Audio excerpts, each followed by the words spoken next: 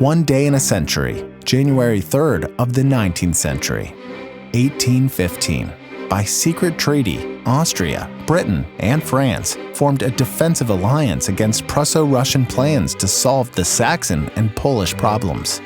1823. Stephen F. Austin received a grant from the Mexican government and began colonization in the region of the Brazos River in Texas. 1825. The first engineering college in the U.S., Rensselaer School, opened in Troy, New York. It is now known as Rensselaer Polytechnic Institute. 1848. Joseph Jenkins Roberts was elected the first president of Liberia, which was founded by freed American slaves. 1861. Delaware voted against secession from the United States, despite being a slave state at the time. 1868.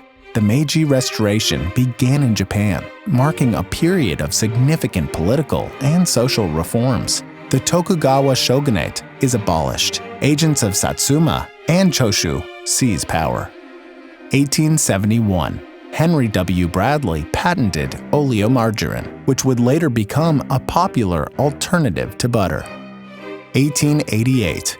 Stone received the patent of the artificial straw on January 3, 1888. It was made out of paper. By 1890, Stone's factory was producing more drinking straws than cigarette holders. Stone invented a number of other items during his career, including a kind of fountain pen and an umbrella.